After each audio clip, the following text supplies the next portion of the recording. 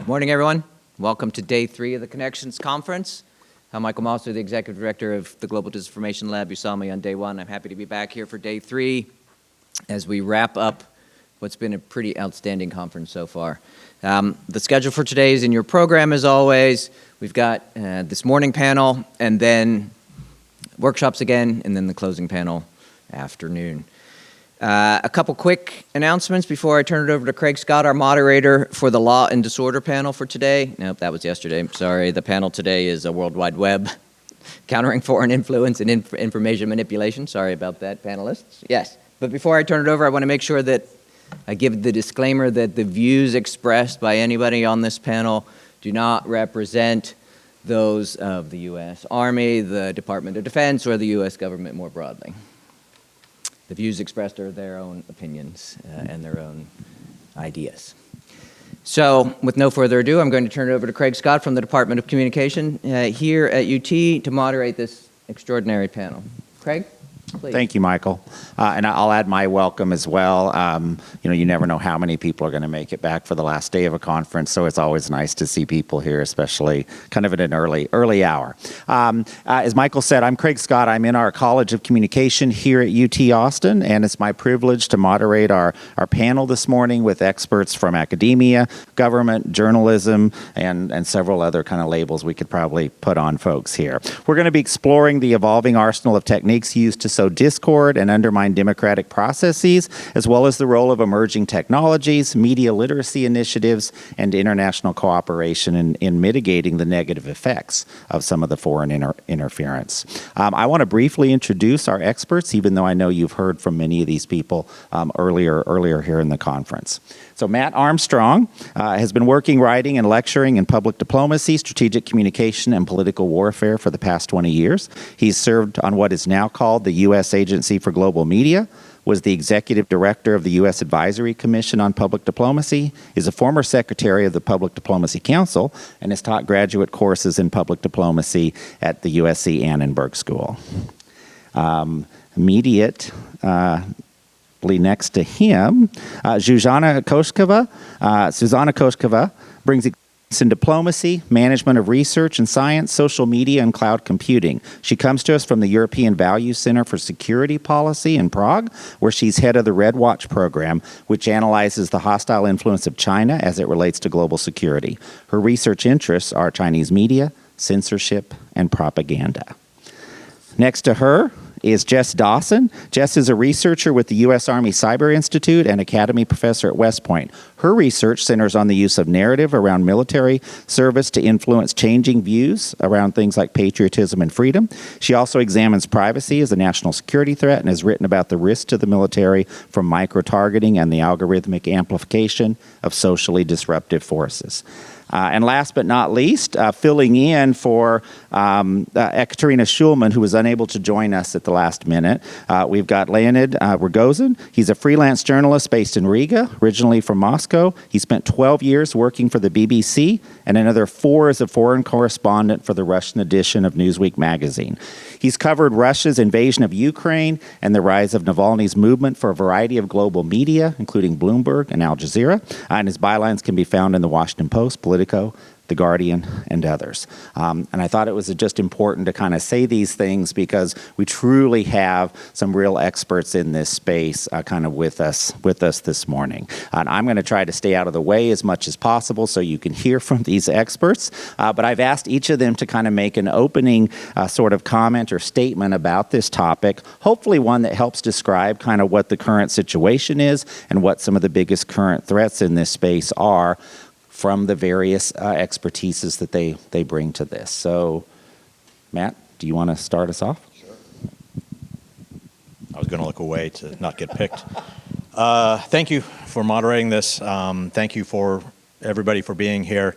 I think I need to redo that bio. I think more interesting for this crowd is that I was sanctioned by Russia in either the first or second list. I was inducted as an honorary member of the PSYOP regiment, which is quite the honor. I think they made a mistake, but I still was inducted. So I've been involved in that community, not just the civilian public diplomacy side. And I think my better title is I'm a PhD student now. So my comments, the opening comments that I want to give, because I like the conversation too, is really going to be 3 bullet points, not an essay or something. So one, in the first panel on Monday, my first panel on Monday, I spoke about the lack of leadership. And in this realm, the lack of leadership is just absolutely stunning. It results in reactivity. It causes siloing, absent of lack of accountability. It's nobody's job because it's somebody else's job, when it's really supposed to be everyone's job, this informational element of our activities, whether it's policy or in whatever it's going to be, your actual on-the-ground stuff. That results in insufficient prioritization, lack of integration, insufficient resources, no backstopping, so people are concerned with making mistakes. As I said also on Monday, the errant kinetic munition is generally okay, or at least it's far more okay than the errant message munition.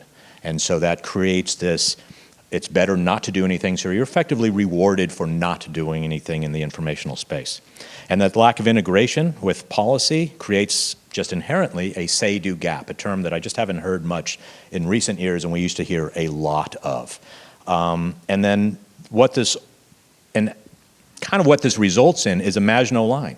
We have created a superb military capability and we have focused our deterrence around that.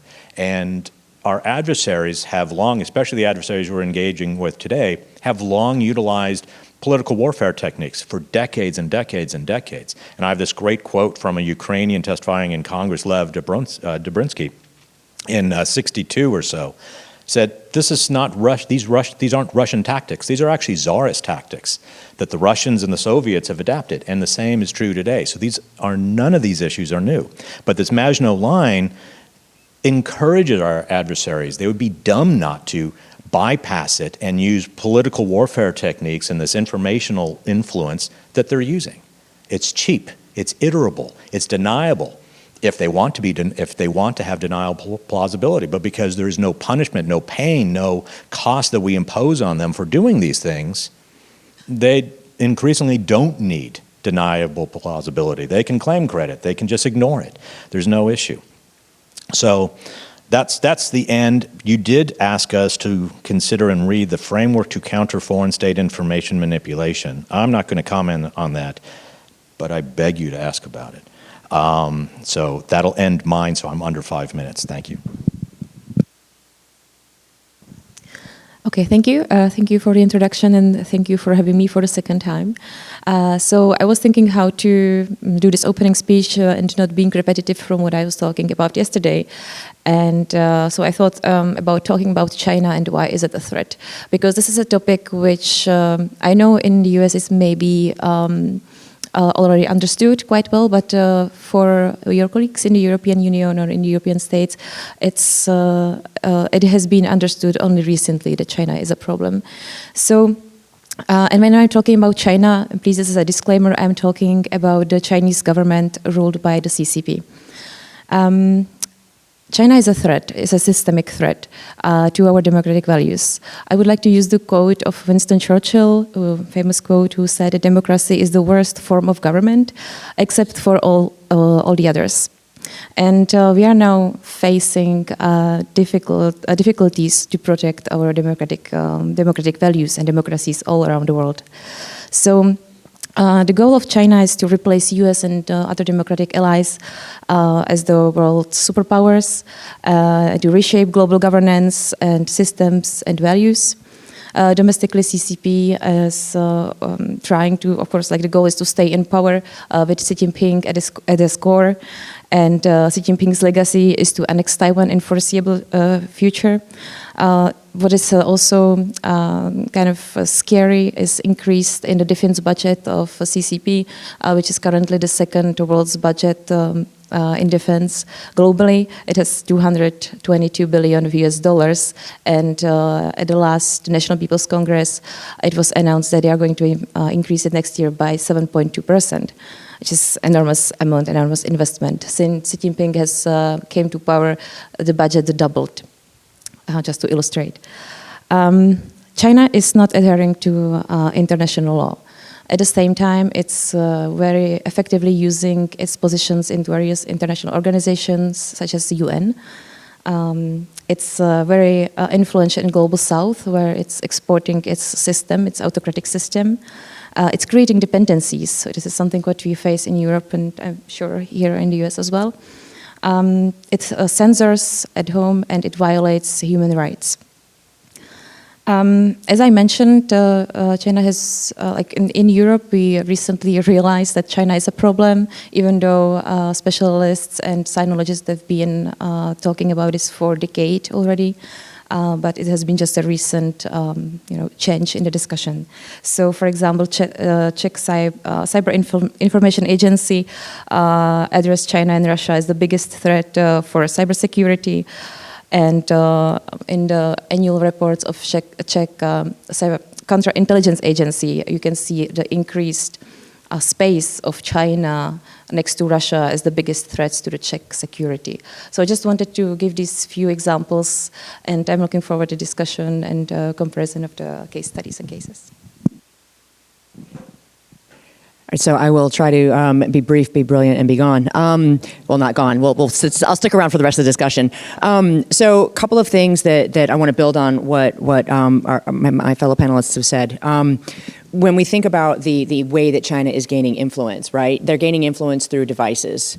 If you look at the banning of devices, the Huawei's, the ZTE phones, and now the conversation about TikTok. Well, what are we talking about? Is it the hardware? If you control the device, you control the data. The data is the value here, right? Everyone is talking about, TikTok and Instagram do the exact same thing. That is true, but the data that they are enabled to get off of TikTok that is going to, by law, if the CCP asks for it, ByteDance has to turn it over. Biometric data, your voice, your movements, your where you are, the people that you're around. We don't know what TikTok gets off of your device. We don't know what it gets off of your network, right? We don't know where that data is going and how it's being used. And even if it's not being used right now, China's big mission has been to, again, the CCP has been the big mission to collect all of the data that they possibly can. As computing, speeds up and gets faster, they'll figure out how to use it down the road. So protecting our data is absolutely critical when we think about protecting from influence operations. Another piece to this problem is, in thinking about the theme of the World Wide Web, right? Where are the geographic boundaries of our networks, right? Our authorities, which is my favorite four-letter word that I've learned in the last few years, is and General Nakasone has testified to this in Congress in public, that, once our adversaries are on our domestic networks, we don't have the authorities to go hunting on our networks because we don't go hunting on our networks, right? That's a problem. Right. When we start to ask the question of what does Facebook and Twitter and all of these companies have on all of us, great question. It's really hard to figure out what they have on you individually.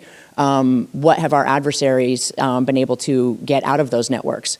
Additionally, a great question.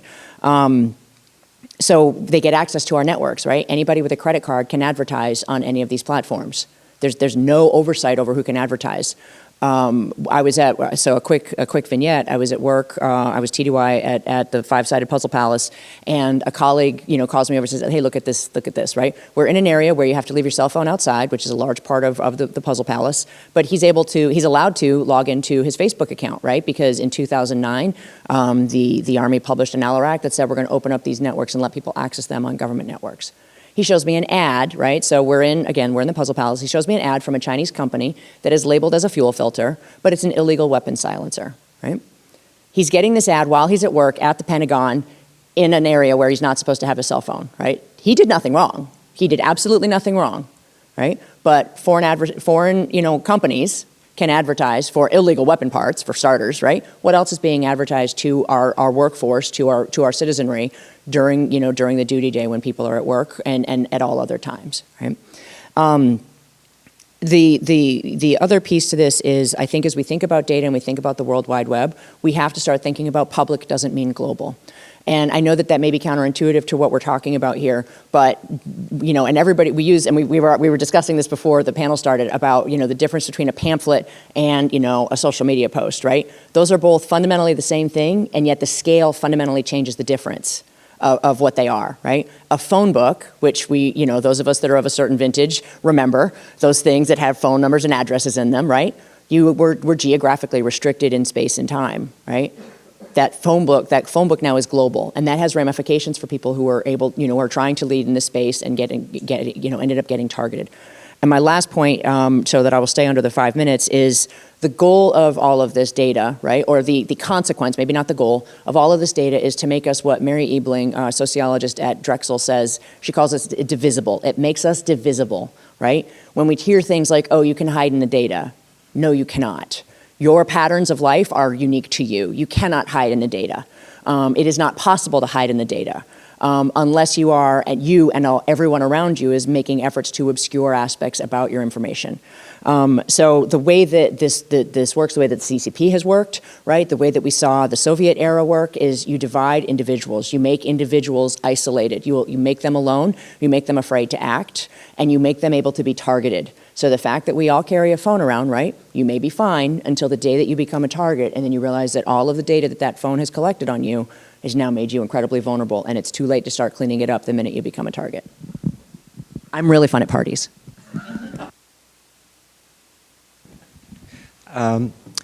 Right.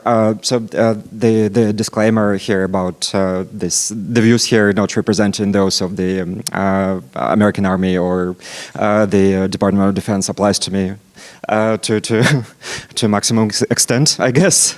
I'm a journalist, and I'm originally from Russia. And I was asked to elaborate on how foreign influence has affected me in my line of work. And I guess the simple answer is that since the start of the conflict in between Russia and Ukraine in 2014. This conflict taught me to be quite agnostic on foreign influence.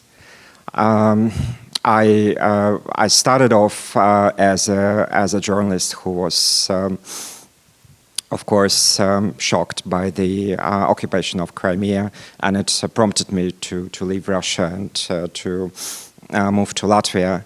I was pounded quite a bit by the Russian troll farms on Twitter. I experienced all that, death threats and a lot of harassment and abuse. And it continues up until now when the full-out invasion started.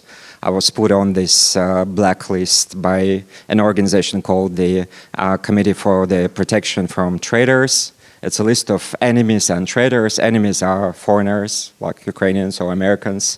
Traitors are Russian nationals. So they categorized me as a traitor. And I haven't been back to Russia since the start of war. However, I had pretty much the same experience with Infowar organizations and troll farms fighting against Russia. Specifically, Ukrainian Infowar organizations, an Infowar outfit called Inform Napalm at some point published a smear article about me in 11 European languages, claiming that I'm Kremlin's an agent of the Kremlin because I studied English in Moscow in the early 1990s, and because I worked for the BBC for 12 years, because who else works for the BBC but Kremlin agents. But it was a very serious industrial attempt to defund me, to deplatform me. And that was linked to the investigative work that I was doing, including with the Ukrainian outlet, Zaborona. We were investigating the death of journalist Pavel Sheremet. And I was also very much involved in the study of neo-Nazis because I was interested in them back in Russia. These were Russian neo-Nazis I was looking at, and then at the start of the war in Ukraine, they moved to Ukraine and they joined Azov, and now most of them fight in what is called the Russian Volunteer Corps, which conducted recently an intrusion into Russian territory again. So again, death threats pictures of snoozes, of pictures of the bottle, which relates to anal rape, which I was receiving at some points, like every 20 seconds as a reaction to certain tweets. A death threat, a picture of a grave circulated by a member of the Latvian party who belonged at the time to the governing coalition. So yeah, that sort of goes to explain my agnosticism about those things. And I'm of course not the only one. There's a lot of Western journalists who are being affected by this. A lot of American journalists, to name a few, Simon Schuster of the Time, or Chris Miller, who is now in the Financial Times. They were coming under similar attacks by similar people, but sort of I'm more of a soft target as a Russian national and not backed by any, as a freelancer, not backed by any big organization. So what the main thing I would say is that I find these activities quite counterproductive in so many ways. The fact that they target American nationals in particular, that's I guess should be of concern in the United States. The guess that these groups target American audiences as well, and they smear American experts whose views are considered as dissenting. And some of these groups who did not attack me personally, but they attacked other people. The famous group, the sort of mob on Twitter known as NAFO, which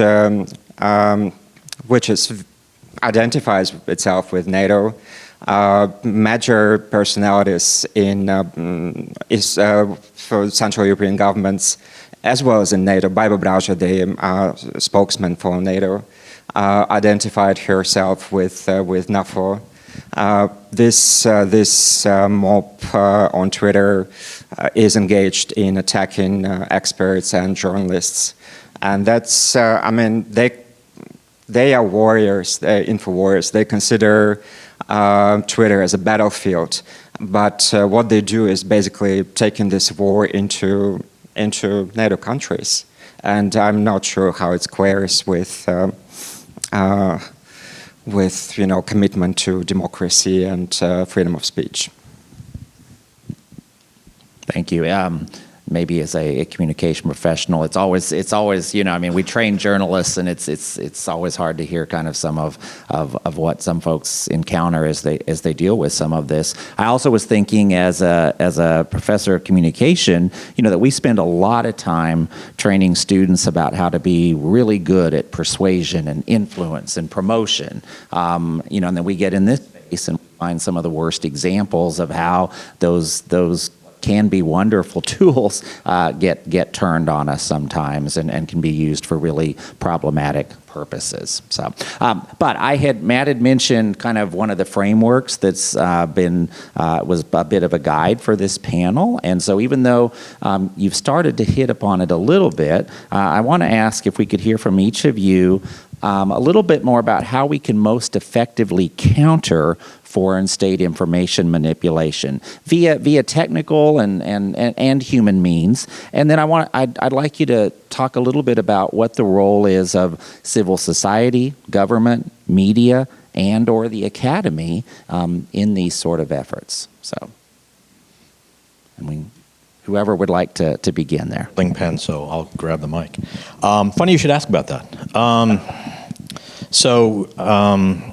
First I want to throw to the point, this fits into the question too, the divisible comment's really interesting. A bunch of years ago, like a dozen years ago, I used to do a presentation. I was trying to get I had authority to do a special edition of some political science magazine or something, I forget what it was.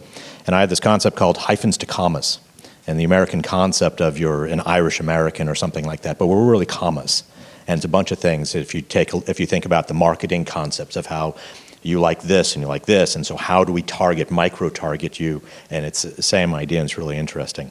So let me start the response to the question. We train and prepare our military people for the war which we are not fighting and which we hope will never come. But we fail to train our own citizens and our own representatives abroad to operate in the Cold War, the only war we are presently fighting. That's not me, clearly. It's from 1962. And it's an earlier attempt to create what is this, we need to improve civil society, we need to improve government in understanding the tactics and methodologies of our adversaries in political warfare or information warfare, which is term, or disinformation, whatever we want to frame in whatever element. And it was, it had substantial bipartisan support. It had substantial public awareness and support. But a senator didn't like it and was able to collaborate with the State Department, who also saw it as competition, and killed it, and you never hear about it. And it is, by the way, a hook on which my PhD that I'm writing hangs. It's part of the main components. It was something called the Freedom Academy. So we have attempted to do this before. The Cold War shifted in nature and was no longer seen as necessary because we entered détente and it became a standard routinized bipolar world, which is not what the first part of the Cold War was. So that said, we need to bring in civil society. We need to educate people. What is the role in democracy? I think too many Americans have lost the plot of democracy. They don't understand the benefits that they get from it. They just assume and they take advantage of what the benefits are. Sorry, that was poorly worded. Poorly eloquent, how's that to just reinforce that point? And so in the academic space, I think, and I'm an international relations bachelor's, this informational element, the real world, doesn't factor in. And as far as I've seen, I'm going to denigrate being an IR, I'm going to denigrate poli-sci. I think it's the same problem in poli-sci. So a schoolhouse like LBJ, I think you need to integrate the informational element into all aspects because there's a pipeline into civil society, a pipeline into government, whether the executive branch or the legislature or judiciary. There is an informational element. And this is what's weird here is that the authoritarian regimes we're talking about, they understand this because they shut down the information that's a threat. I would argue that we won the Cold War against Russia when they started jamming VOA in 1949. And when they attacked the transmitter that was going to start VOA Russian in 1949, I forget when we launched VOA Russian. Jeff probably knows right off the top of his head. Might have been 47, yeah. There was an attack on the transmitters, and so the actual launch was delayed, sabotage of some form, and it's not clear, but probably was the Russians. So they know it, and yet our leaders who are elected based on their ability to mobilize the public, mobilize public opinion, seem to forget that when it comes to policy. And so, you know, I've got another quote from the period that deals with the Freedom Academy. If a country is lost to communism, but insert anything else today, this political warfare, Chinese influence, Russian influence, Iranian, whatever it's going to be, through propaganda and subversion, it is lost to our side as irretrievably as if it was lost in actual warfare. George Gallup, 1962. And the point there is, as I said earlier, this stuff is cheap. It's iterative. And defeating and taking over a country or a group, it's not destructive. You don't have to rebuild. You've captured the people. You don't have an unhappy populace that are going to rebel because you've imposed military force and you have to provide security. They're on your side. It's cheap, it's effective. And we don't get that. And I hope, and I'm going to throw another quote out here, I'm going to throw that out there. Someday this nation will recognize that global non-military conflict must be pursued with the same intensity and preparation as global military conflicts.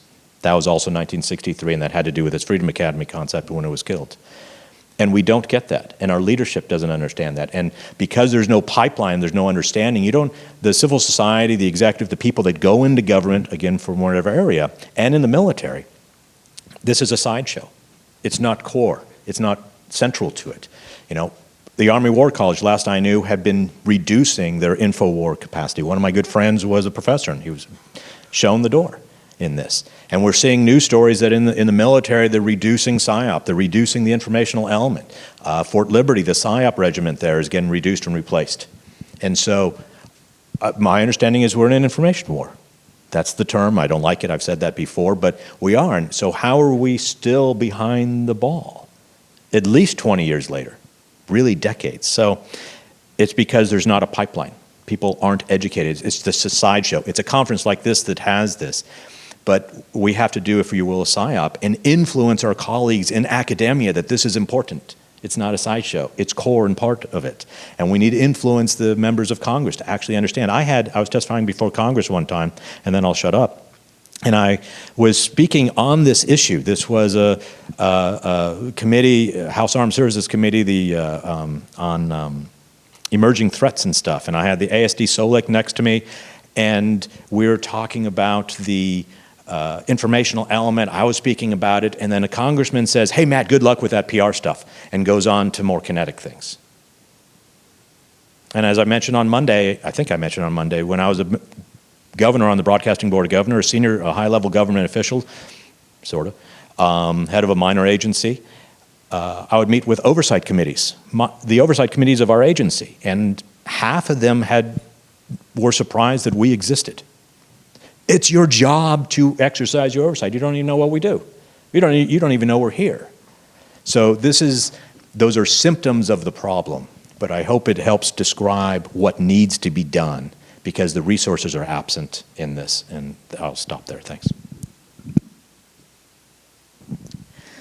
Cool. So when it comes to protection of information sphere and space, I would like to maybe start I would like to share the Czech point of view on this. So I think what is really important is resilience building from our own experience. Because during the pro-Chinese period of time of our former government, it was actually independent media and civic society who were crucial and important in disclosing on Chinese disinformation, of Chinese influence operation, etc. So I think it's really important to support independent media and civic society, and to make it more maybe built into legislation. Because what we can see now, for example, in Slovakia, I don't know to what extent you follow information from Central and Eastern Europe, but current Slovak government is cracking down on civil society and media. A lot of NGOs have to shut down.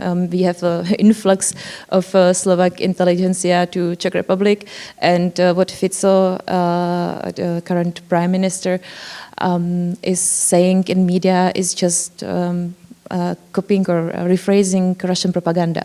So this is scary. This is a scary example, because Slovaks are our neighbors, right? And we have elections next year. So I think it's really crucial, in order to protect the information sphere, in order to protect democracy, to first protect media, independent media, and civic society. Next is the strategic communication. Again, this is a suggestion built on the Czech example. We have, I would say, a relatively good government who does a lot of good stuff, but it fails in strategic communication, in explaining the steps to the society. Therefore, we have a lot of anti-governmental protests, protesting against the war in Ukraine, protesting against Czech support of Ukraine in the war, which is scary. It has changed in the last 2 years. So after the invasion, everyone in Czech Republic was in support of Ukraine. We were sending a lot of help, and we are still doing it, but it's much more difficult to explain it to society who is tired of the war, which is kind of interesting, because we are not fighting there, right? It's the Ukrainian soldiers who are fighting, but the society is tired, and the government is failing to explain the importance of the support. And then maybe some more soft arguments is definitely the media education and media literacy. We are always late with this. Of course, we have it in our curriculums, and I talked about it a little bit yesterday, but it's not about educating only the kids in primary and high schools, but it's a whole society approach. So we need to target also our parents, the generation of our grandparents, who are great consumers of information online, and sometimes and oftentimes they do not have the capacity or capability to recognize different manipulated news. And then I think it's also great that we have some more cybersecurity trainings. But again, this should be more whole society approach. And a very interesting question is the use of AI in recognizing and maybe labeling disinformation. That's what we touched upon yesterday, and I would like to hear maybe more opinions from our co-panelists on this. So a couple of different angles to build on what my co-panelists have argued already. I think the countering the foreign influence is absolutely critical. But again, how do we do that while protecting the freedoms that we cherish? I think data is absolutely an important aspect of this. Obviously, I'm going to keep hitting that, beating that dead horse. But, when we think about algorithms, right, there is data about the content and then there is data about the user. And those things are intermingled. One of the ways we can slow down foreign influence is by alleviating and removing some of the data about the individuals to make the targeting harder, right? Make the targeting more broad as opposed to very narrowly tailored. We think about ads, right? To go back to the example that I used in the opening part, right? Why is it that a foreign company can run ads on any of our platforms with absolutely no oversight? Now I know the platforms want that because that's that sweet foreign money there's lots of it, right? But why shouldn't we have some public oversight over who can advertise on these platforms? I'm not suggesting to make it so onerous that nobody can do it, but if you're going to advertise on our platforms, we should know who you are. We should have to have understanding about who you are. And if you're going to target our citizens, we should be able to say, no, you can't. And then the platforms have to enforce that, right? I think that's just basics, right? Like, why would we allow all this unfettered access? Because again, the scale changes the nature of the thing. And I think we really have to look at the money aspect of this. These platforms are incentivized to make a profit. They are not incentivized to protect democracy. Those things are fundamentally misaligned. And unless those sort of looking for come into alignment, we're going to continue to have these problems. For civil society, I think there's a couple of really, really important points that I'd like to focus on.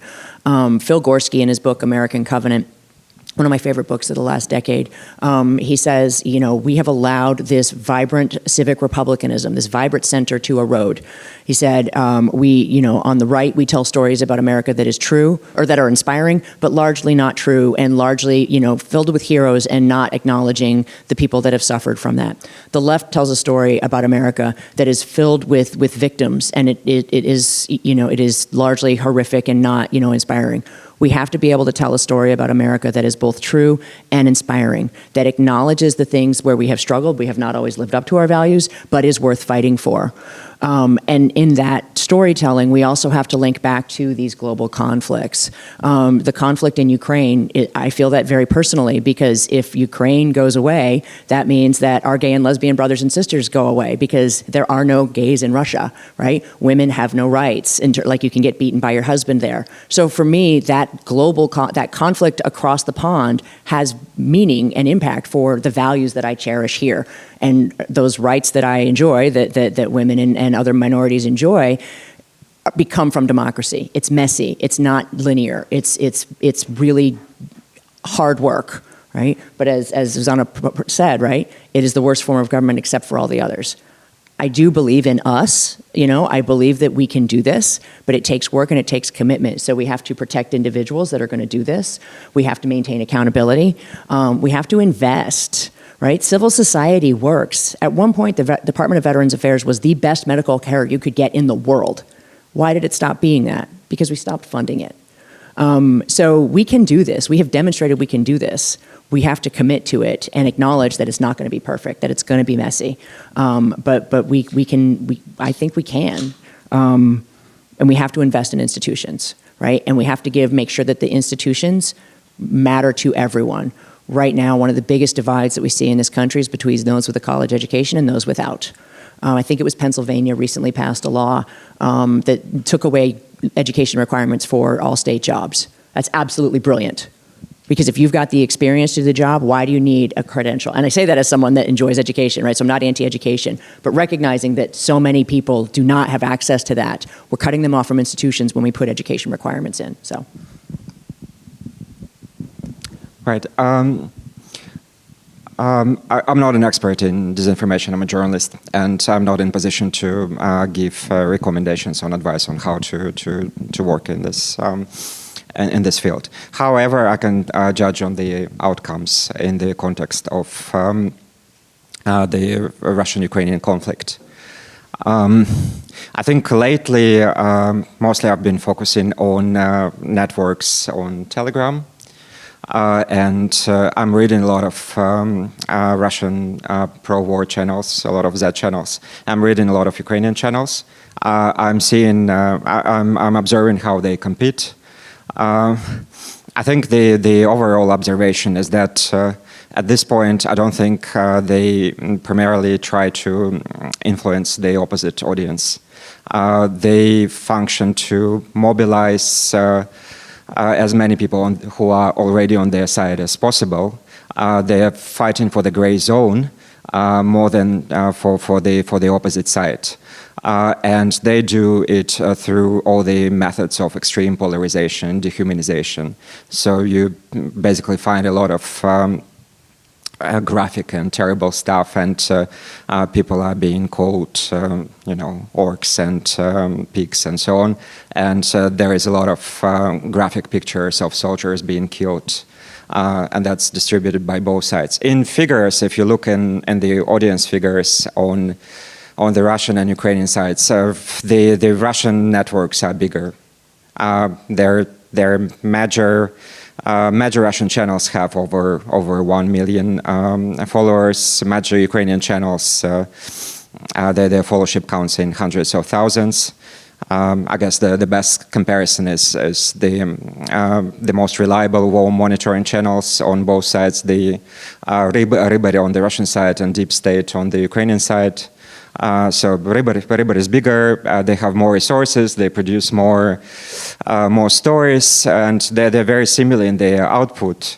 But the Ukrainian rival of Ryba is just smaller. It is also visible that they have audiences on the opposite side. Particularly the Russian channels. They do know that they have an audience in Ukraine. They talk to this audience. And we also know that this audience exists because if you follow the press releases of the SBU, of the Ukrainian State Security Service, then on daily basis they publish stories of how they uncovered another person who published pro-Russian narratives on a Russian network, or how they tapped a private conversation between a 62-year-old woman in Cherkasy who phoned her 58-year-old friend in Kiev. So ordinary people are being targeted, and obviously they are listening to Russian propaganda, or they're spreading the message in this or other way. So that's quite obvious. On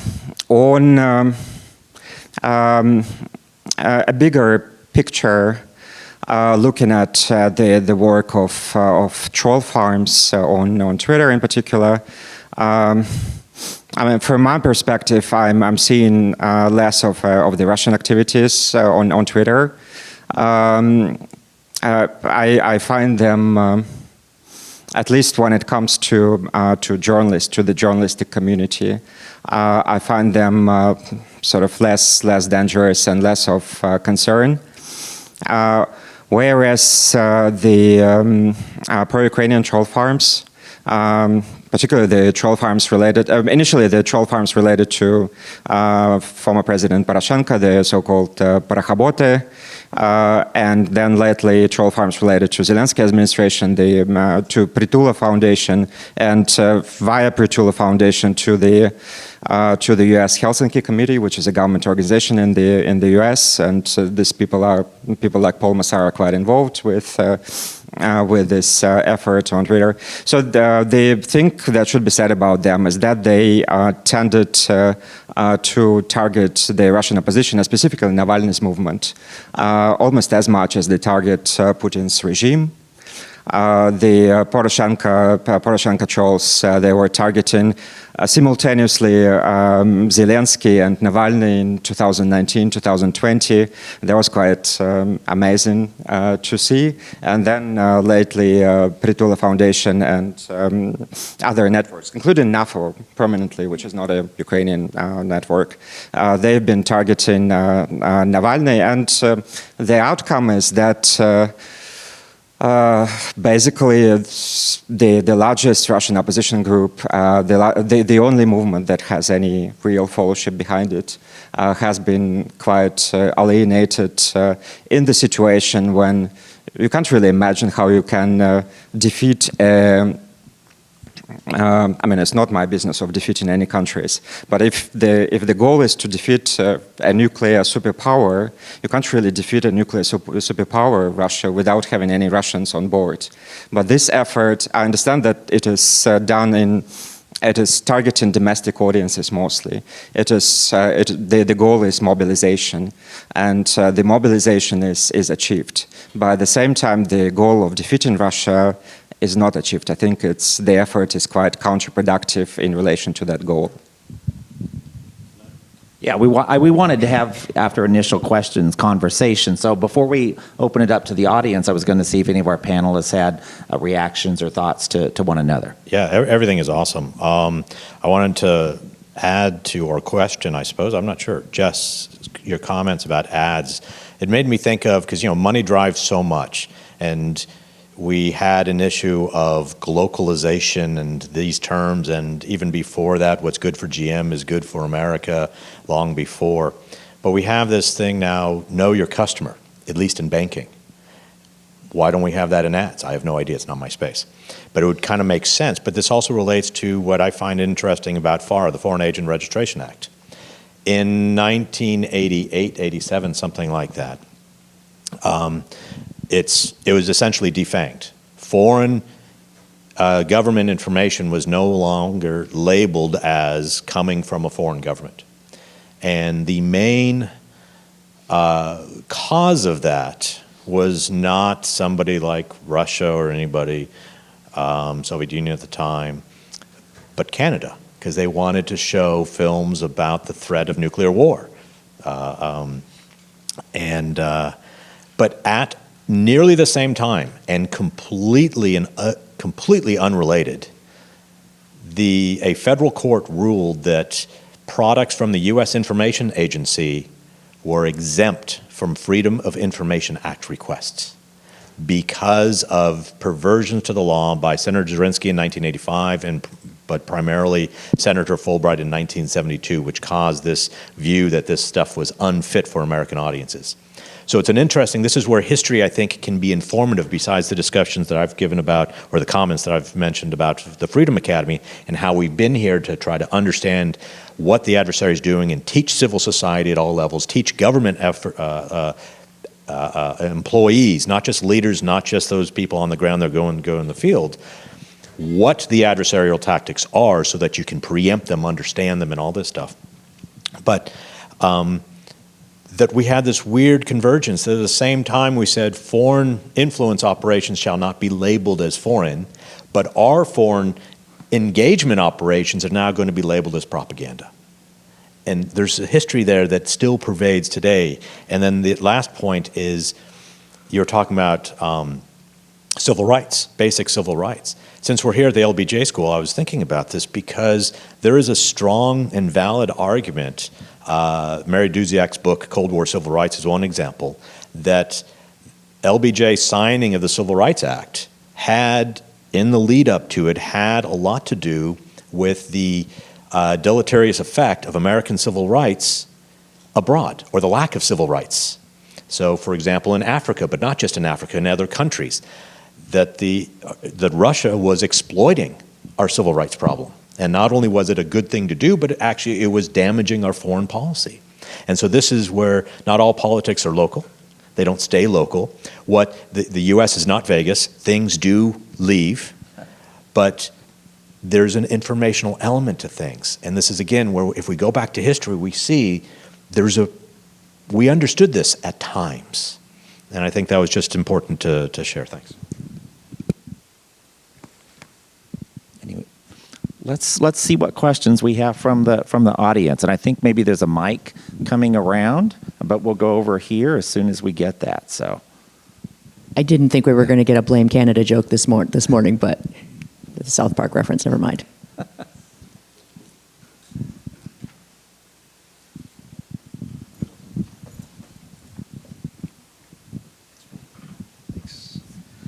Hi, thanks for that wonderful panel. I'm Kevin Lentz, grad student here at the LBJ School. China question for Zuzana. You were talking a bit about Australia yesterday, or maybe you just mentioned the ASPI, but the situation of CCP influence in Australia had gotten quite bad in the 2010s. There was like members of parliament who had been compromised, and this kind of, and the business relationship between China and Australia was like a natural conduit for influence. But then there was a backlash, there was some books published, some exposés, and now Australia is kind of a leader in this space in terms of passing foreign influence acts, and the stuff they're doing is not perfect, but it is a model in a situation where there aren't really models. Can you talk about the experience in the Czech Republic of what has sort of, because I think you mentioned that the sentiment is sort of turning a bit against the CCP, or is more aware of CCP influence in Czech Republic. So like what prompted that? And then maybe if you also could touch on broader Central Europe as well, if you know about this stuff. Thank you. Yeah, thank you for the question. I think what I was talking about yesterday was, I tried to describe in a bit the development of our foreign policy and domestic policy towards China. And what happened basically during the COVID-19 pandemics, we had a government which really failed in all aspects, and that was one of the moments when not only politicians but also civic society broadly recognized that China is not a partner. The second breaking point was Russian invasion to Ukraine. Again, before the invasion at the beginning of February, Xi Jinping and Putin signed this agreement, and they declared friendships without limits. And that friendship without limits, and it was the second, wake-up call for Czech politicians and civil society to recognize that China is not going to be the friend. What was there already for the past decade was just failed promises of huge Chinese investment, which was the legacy of the previous government, who was, corrupted politicians by Chinese, promising a huge amount of money coming to our region. Nothing out of that actually came and happened, with exception of China buying one of the Czech football clubs and one brewery, but that was it. And now actually it's sold back. So that was a big disappointment among politicians, and China lost Czechia on this. So I think that would be the answer to your question. Other questions from the audience? Mike is on the way.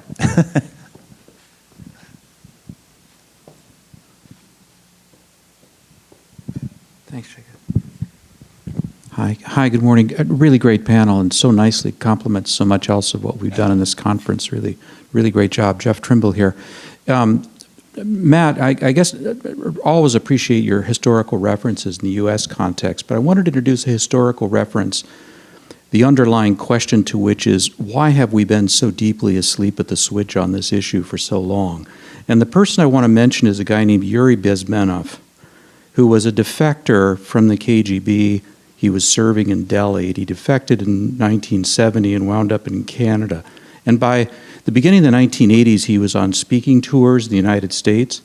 And his lectures are widely available. Rashan Gapa uses them as sort of opening in her classes, for instance. And Bezmenov said, well, a quote from him is, he said this: the main emphasis, this is 1980, the main emphasis of the KGB is not the area of intelligence at all. Only about 15% of time, money, and manpower is spent on espionage and such. The other 85% is a slow process, which we call either ideological subversion or active measures or psychological warfare.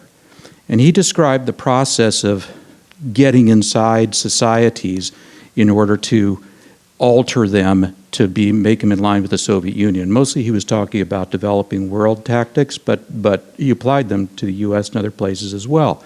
And the formula was demoralize, destabilize, crisis, and normalization. Normalization being whatever the outcome was that the Soviet Union wanted for that situation favorable to its interests. So demoralize, destabilize, then an incident, a moment, a crisis that takes advantage of the demoralized, destabilized situation that allows the putting into place what the Soviets wanted. And final quote from him in his 1983 lecture, as I mentioned before, exposure to true information does not matter anymore. A person who's demoralized is unable to assess true information. The facts tell him nothing, even if I shower him with information, with authentic proof, with documents and pictures. He will refuse to believe it. That's the tragedy of the situation of demoralization.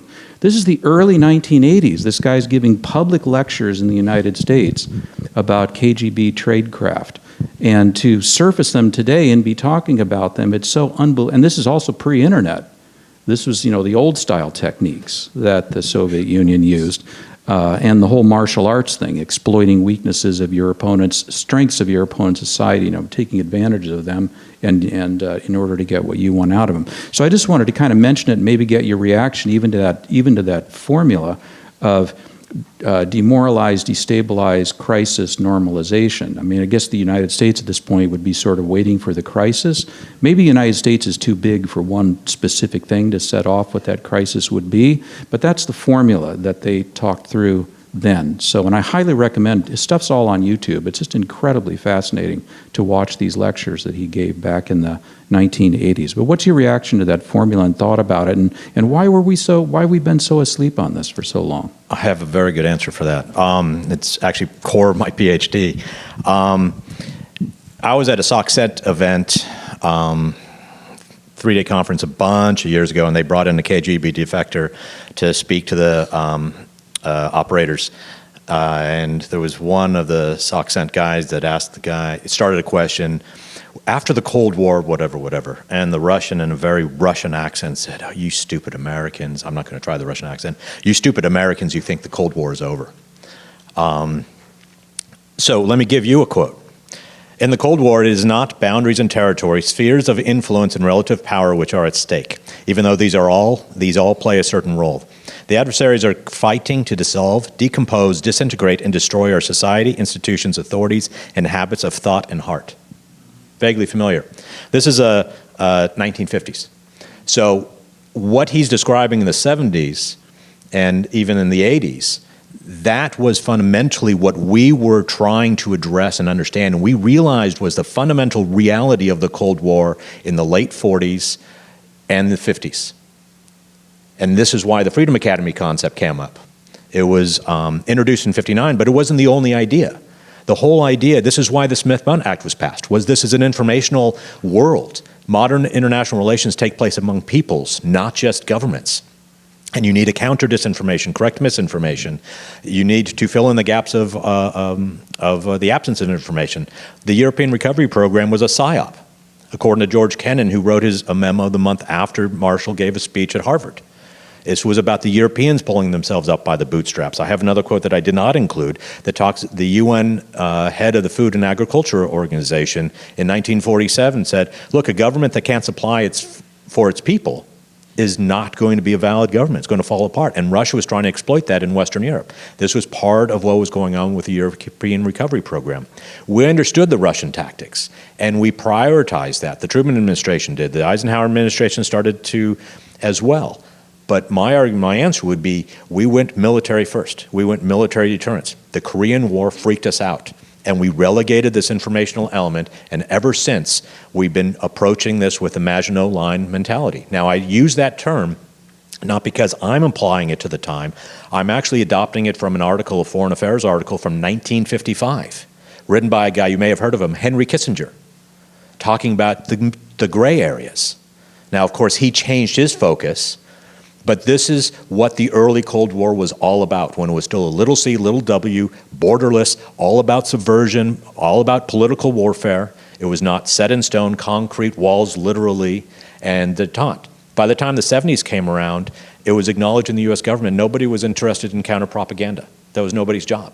And this is why the Active Measures Working Group was established under Reagan in '81, because it was nobody's job. And this was an interagency entity.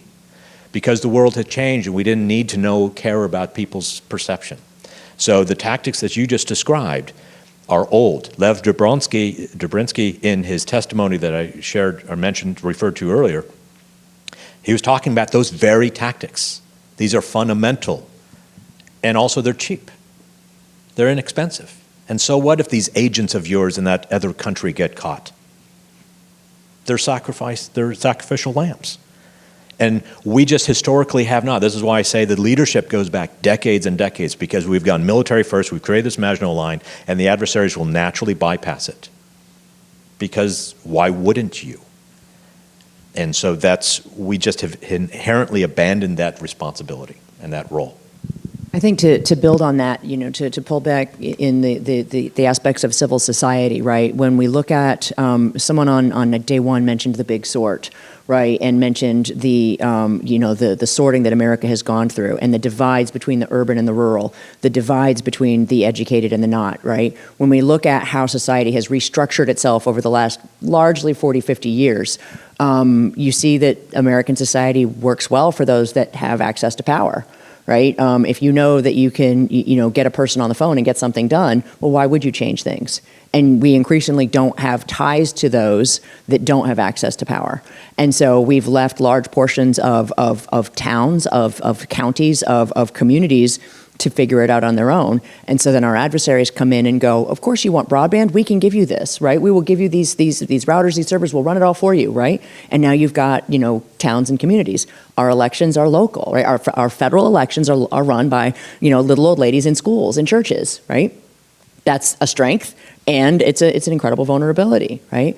And so these tactics have worked. To answer your question about why we've taken our eye off the ball, is because those of us that have been comfortable and we haven't needed to worry about it.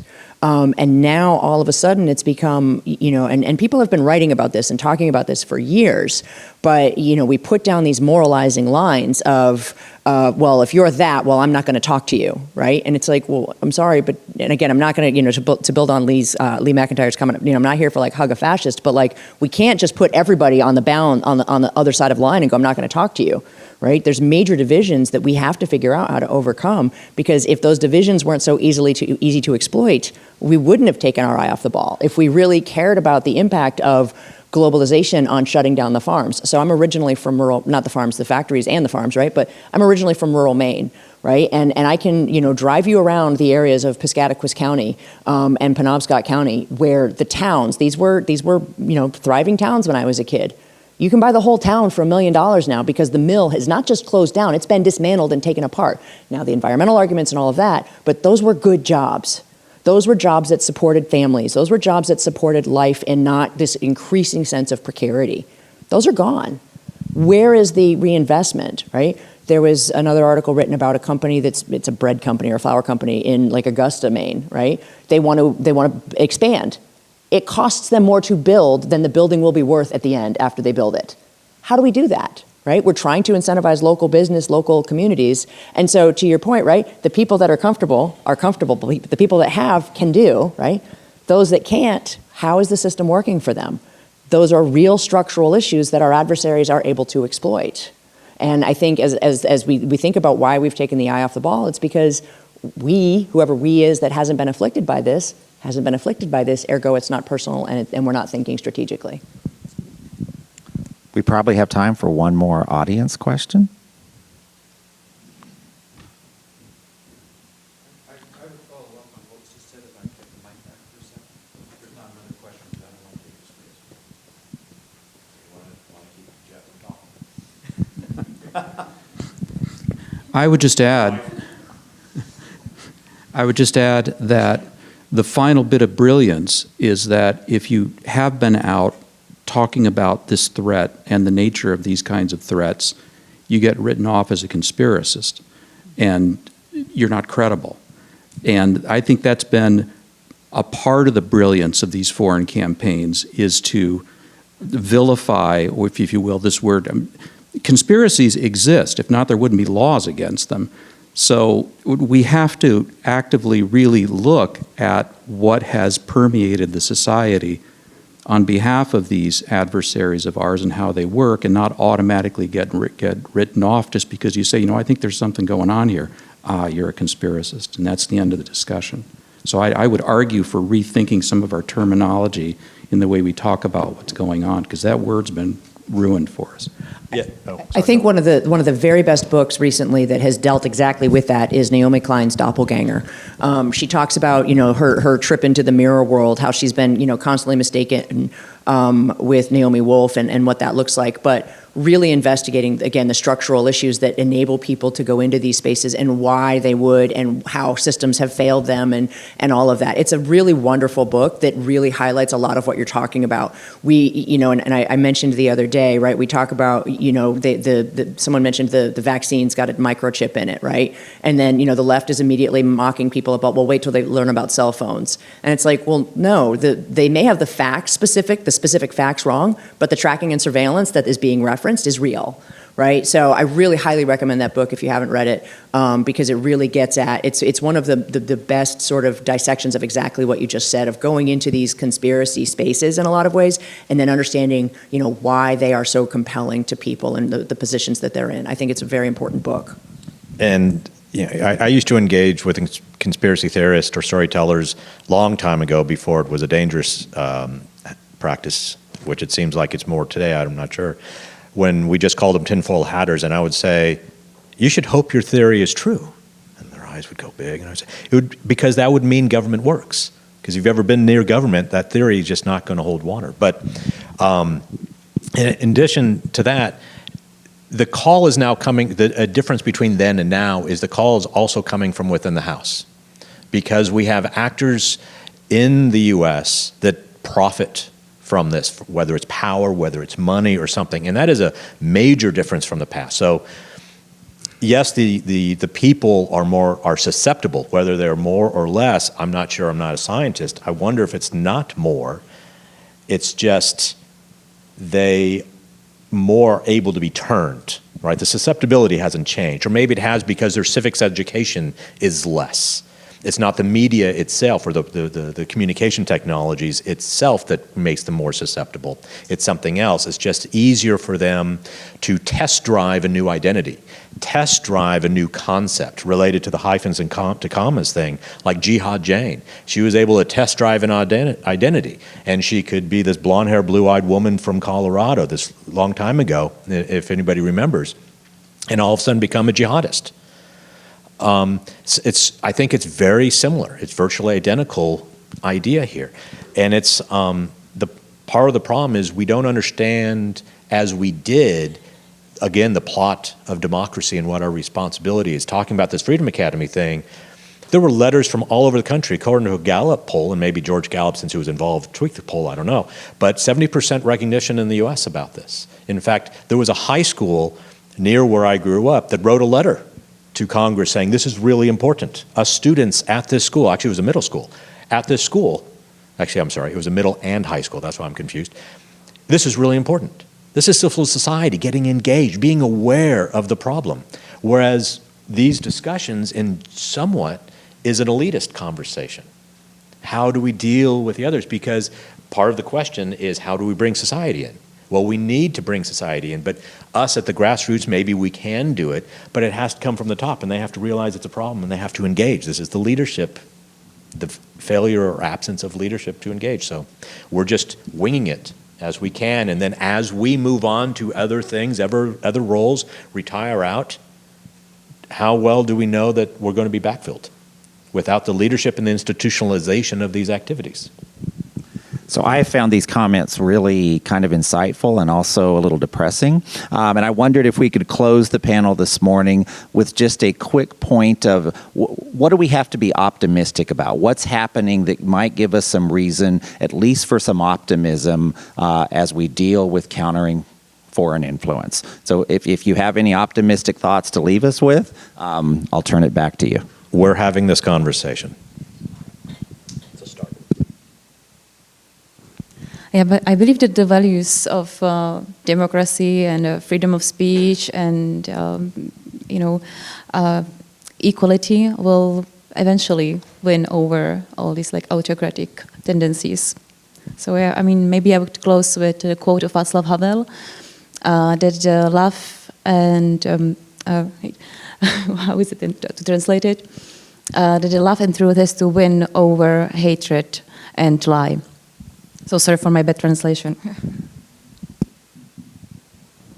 We've always, what is the other quote, that America will eventually do the right thing after trying all the wrong things? I'm not willing to give up on this vision of democracy. It's hard. You do get demoralized sometimes, but what's the alternative, right? And if not us, who? Yeah, I'm generally super optimistic in my life, but apart from us having this conversation, I really don't see much reasons for optimism. I'm sorry. I might just notice this phenomenon which I'm observing with the Russian immigrant community, like people who moved out of Russia in the hundreds of thousands, people who used to be involved with the presidential administration, particularly spin doctors, people who were, I suspect, involved with security services. They fit quite seamlessly into the Western security-critic community. And people who were dissidents, like Navalny's movement, they remain dissidents. And I find that quite worrying, because in this effort, anti-disinformation effort, I can see this self-perpetuating mechanism. People get funding, people work on something, but the objective is obscure. I'm not sure to which end this is going, apart from the process perpetuating itself. So I find this is the source of my lack of optimism on the subject. Will you please join me in thanking our panelists this morning?